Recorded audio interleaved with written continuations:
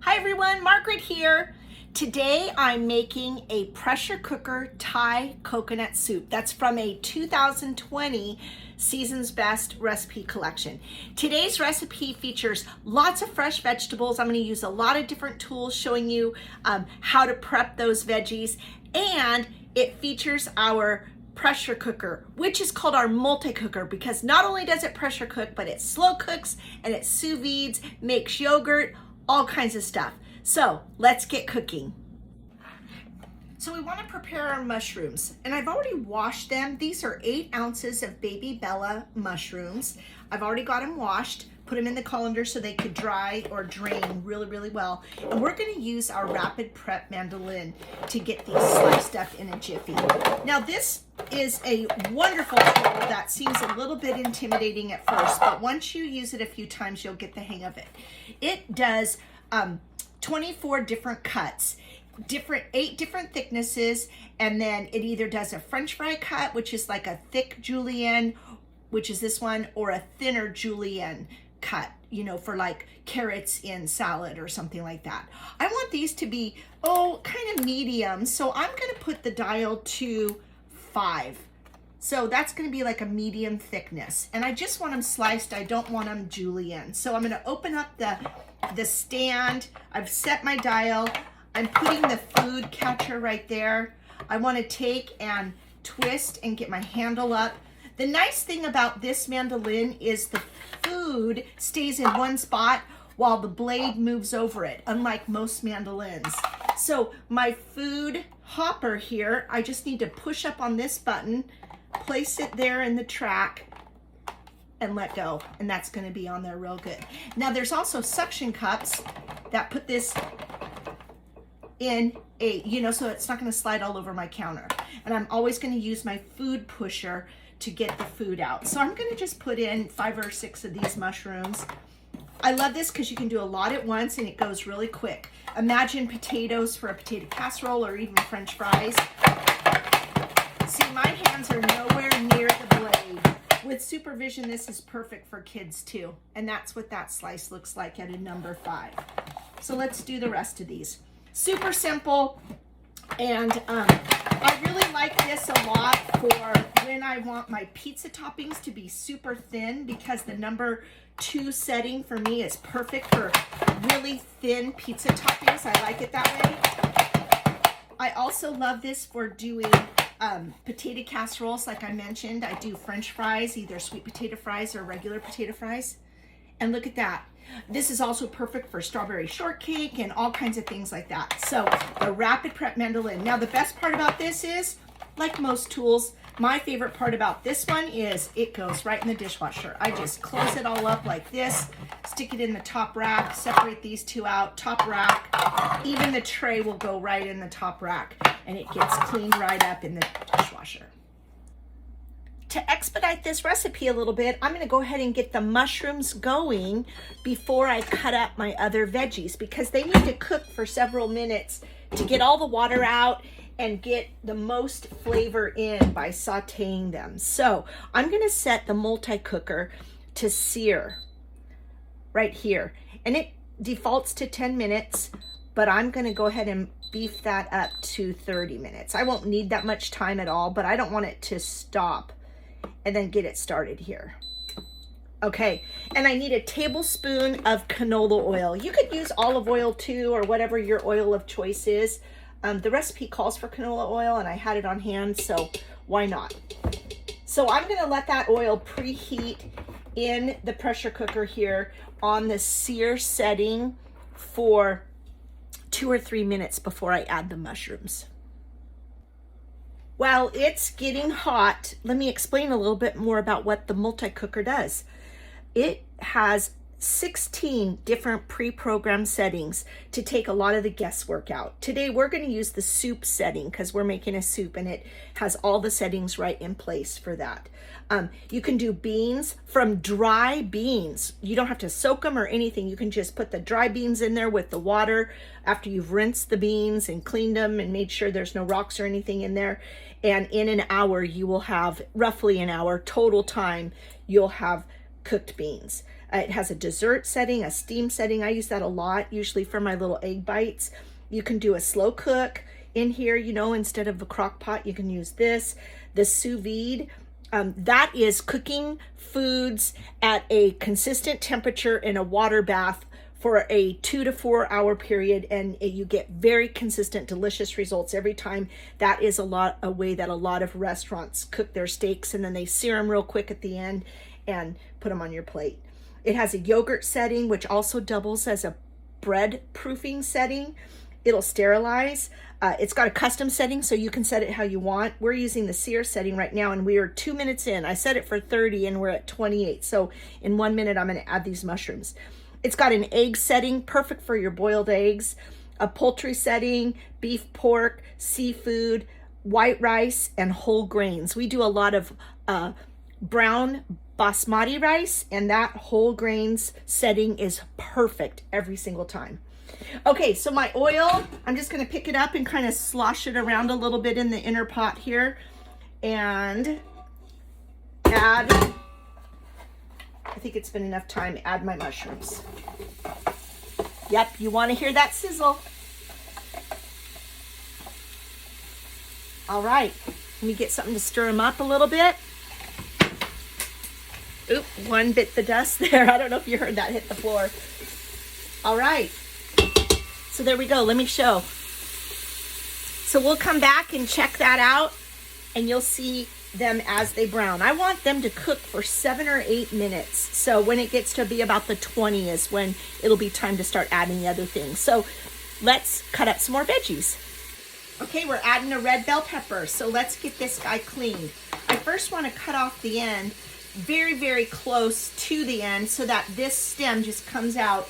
And I'm going to use every bit of the pepper. See, this is just ready to use right there. I've got the seeds in here, but I am going to use my scoop loop and just get those seeds right out of there. Just like that. Get those, all the membrane out, whatever you call that. There we go. Totally ready to use. So now I'm going to quarter this. Get this little stem piece off right there. And this is going to go in my Rapid Prep mandolin as well. So let me show you.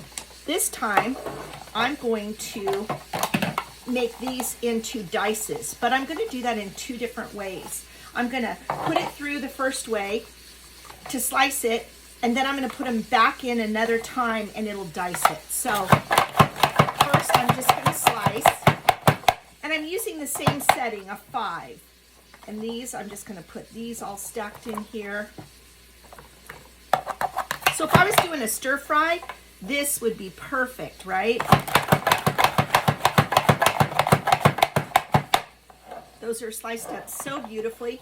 And now I'm just going to grab them by the handful. And it tends to just work out fine.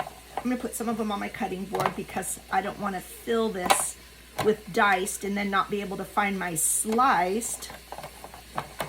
So half of them are going in, just in, there we go. And again, I'm just going to slice them.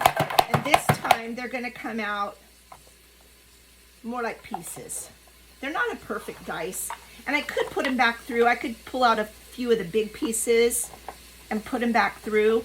But this is way quicker for me than it is to dice them precisely. And they don't need to be precise for this soup.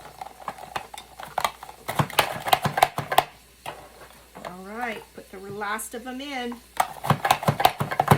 Grab the big chunks out, just if there's any that didn't get diced up enough. See if there's any, see these pieces are just a little bigger than I want. Put them in there. There we go. That's good enough. That'll work for me.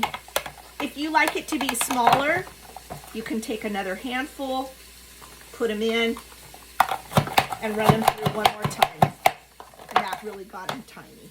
There we go. Next, we're chopping up a jalapeno and an onion and some fresh ginger. And I wanted to show you a couple different peelers that we have that come in a set. And I really like these peelers. This one is a julienne peeler, and it does a very, very thin spaghetti type, angel hair actually. I don't know if you can see it very well in this camera. There you go. Type of peel. So it's going to make strips, really, really fine strips. The blue one is just a regular straight grater, perfect for potatoes and things like that.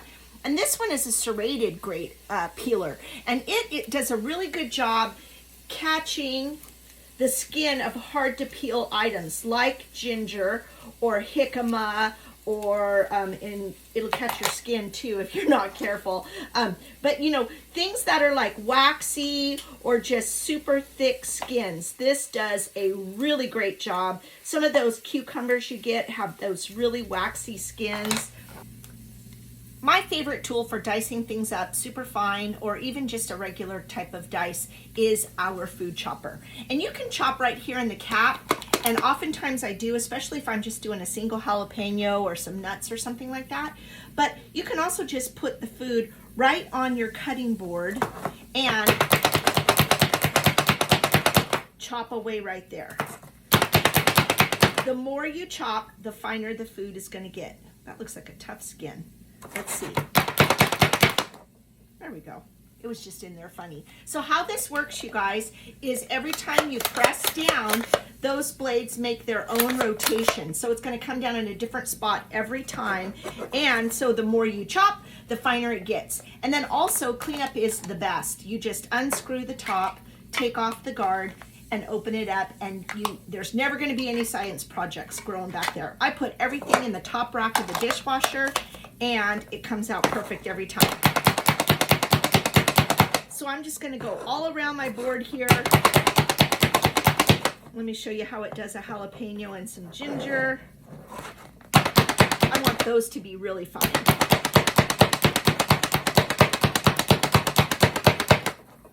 Check that out. Super, super minced. Back to our mushrooms. They have sauteed up absolutely beautifully. Let me show you what they look like. You want all the liquid to be absorbed, and you want them to have a nice kind of brownish look. You don't want them to look raw or have too much liquid in the pan. Now the recipe says to add the salt when you first start sauteing the mushrooms, and I forgot to do that. And it's good to do that because it draws out a lot of the moisture, but these have had a lot of time to saute, and so I'm feeling really confident that they're just perfect the way they are. So now I'm going to add my onion and my pepper and my jalapeno and the ginger, and I'm going to let that saute for another 3 or 4 minutes. And every time you do this, you're building flavor when you let these veggies saute and get some caramelization on them. And our onion and everything, let's get that in here. It's gonna start smelling really good.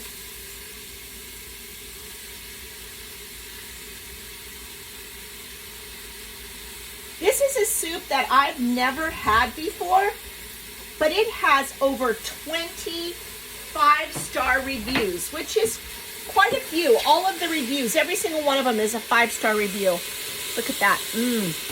And many of my friends who have made it say they really like it a lot. So I decided to give it a try.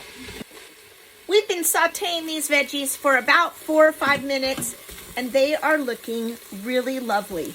So I'm going to now turn the sear setting off, and I'm going to add my chicken thighs. I have a pound of frozen chicken thighs here because I didn't think enough ahead to pull them out of the freezer last night.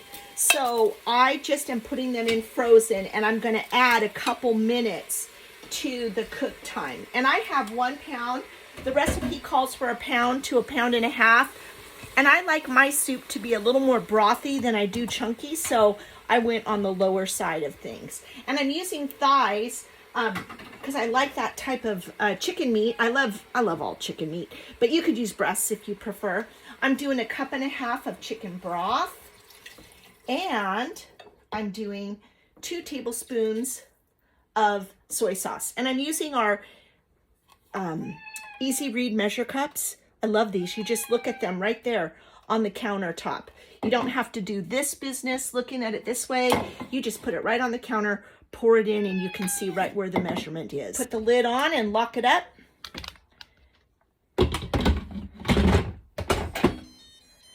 I'm going to turn this to soup setting. And the recipe calls for 7 minutes, but I'm going to go 9 because of the frozen chicken breast. So there we go. It's going to take about 10 minutes to come up to pressure, and then it'll cook for 9 minutes. And then when it's time to release the steam, I'll bring you back. All right, I'm taking a commercial break from our soup to show you our can opener, which is one of our most popular products. 2 cans of coconut milk go in this recipe. So I thought I'd show you how this works because I get a lot of questions about it. Most can openers open up on this kind of angle, like a 45 degree, and they open on the inside edge of the can. This one is a 90 degree, and it opens this outside edge right here. So you just set the can down, approach it straight on, let that mechanism right here just press against the edge of the can, start twisting. It'll actually hook right on. Round and round you go, and you'll feel it kind of let up or click.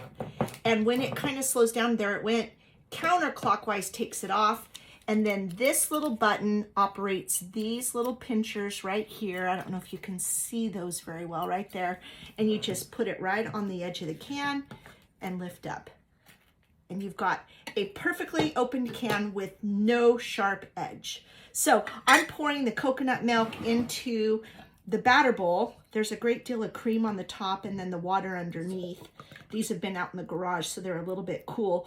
And then I'm going to whisk it so that it is all incorporated into a nice, creamy, smooth liquid. Time is up. You'll notice this red little indicator in the back. That means that the pressure is on. And that is one of the safety features of the pressure cooker or the multi-cooker, is that it won't let you take the lid off when that pressure gauge is up, saying that there's a bunch of pressure. So what I'm going to do now, and you might see that in number 1 just popped up here, that means that it'll keep things warm if I didn't get right to stopping, and intervening here, and it would just slowly release the pressure and keep it warm and count up, telling me how long it's been done cooking. But I am going to go ahead and release the pressure. So I'm going to turn it off of the setting it's on, and I'm going to release the pressure, and it's actually going to come out this way. You're going to see it here. So I'm going to kind of move out of the way, and then I'll come back when the pressure is already released. All right, the steam is out. The pressure indicator is down, and it's time to take this off. Now, whenever you let the steam out, you want to be sure that you're not in front of it and that it's not hitting a wall or a cabinet, because that steam is really hot. So now I'm going to just take this off like this, and it has a little catch right there where you could actually rest it right here. But my cabinets don't really allow for me to do that very well. So I just put it over here to the side on my sink partition. Oh my gosh, this looks really good. It smells even better. But the best part hasn't even happened yet. So here we go. According to me, I haven't made it before, but I'm thinking the best part hasn't happened yet. So I'm going to take some tongs. I'm going to get those chicken pieces out. Woo! Oh, they cooked up beautifully. I love that you can put meat in here frozen and it come out so nicely, because not always do I get the time, opportunity, or forethought to get it defrosted. So I'm just going to take the meat out for a second. And the coconut milk is nice and creamy. All of the fat is mixed in with the water. And I'm going to temper it, which means that I'm going to take some of the hot broth. It's probably going to have some of the chunks of veggies in it too. And I'm going to put it into my coconut milk, and I'm going to stir so that I'm slowly bringing the temperature of the coconut milk up, from being cold basically, to warming it up. And that way it won't curdle. You can do the same thing with cream or cow's milk or anything, anytime you're adding a dairy item.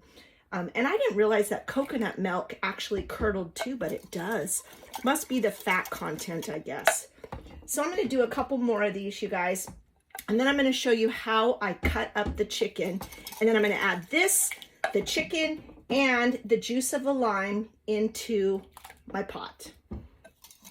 Let's cut up our chicken. We've got our chicken in the bowl from the multi-cooker, and I'm going to take my salad choppers, which are basically two-bladed scissors that have a scoop bottom, and they're wonderful for cutting up salad greens, but I tell you what, you guys, they're even better for cutting up cooked chicken. And I'm just going to kind of chunk this up. I don't really want it shredded, although you could really shred meat quite nicely, you know, like for pulled pork sammies or you know, chicken enchiladas or chicken tacos. I want this to be a little more chunky than that. I think that's probably good right there. Did you see how quick that was? And I love that I'm not having to touch and deal with raw chicken in the first place. I can cook it, you know, whole and then cut it up in the bowl afterwards without touching the hot chicken too.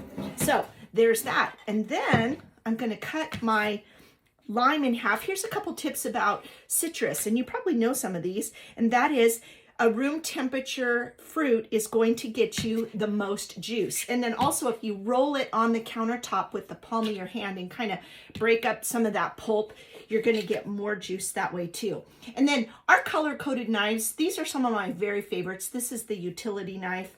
I'm just simply going to cut it in half and then get our citrus press out. And I'm just going to I'm going to put it right into the chicken just because that's really easy. Now, you would think that it would fit in here this way because of the shape of this, but it's not. You put the flat side down actually because it's going to completely invert it. You get so much juice out with this press compared to a reamer, especially if the citrus is, look at that. And if it were a lemon that had a bunch of seeds, it would strain the seeds out too. So if you keep your limes and lemons in the refrigerator like I do, you can either let them sit on the counter to get room temperature, or you can put them in the microwave for 10 or 15 seconds before you use them to bring it up to room temperature. Okay, let's put it all together. Okay, I'm going to add my chicken that had my lime back into the pot. And that pot is still steaming hot. And I'm going to add my tempered coconut milk that is not really hot or warm, but more like a little warmer than room temperature right in here too. And that is all going in. Don't mind my elbow. Okay, and then let's give it a stir. Oh my gosh, you guys, let's see what this looks like. Grab a spoon. Let's try it. Yes, it needs to be warmed up. So let's just put it right back on sear. 20 minutes. I'm going to let it warm up and then I'll show you the plate in just a moment. It's been warming up for 5 minutes and it's starting to steam. So I think it's hot enough. I'm going to turn it off and get myself a little bowl of this. Oh my goodness. Look at that. That looks lovely. Now, the recipe says you can garnish it with some cilantro or some sliced jalapeno. I'm kind of a wimp, so I'm not going to do the jalapeno, but I do wish I would have thought ahead and got some cilantro. So, but this is just lovely. Oh my gosh. I think it's it's steaming. 4 minutes, 5 minutes, and that was steaming. My fingers are even kind of hot underneath the bowl. Look at that. Oh my gosh. Little tiny taste.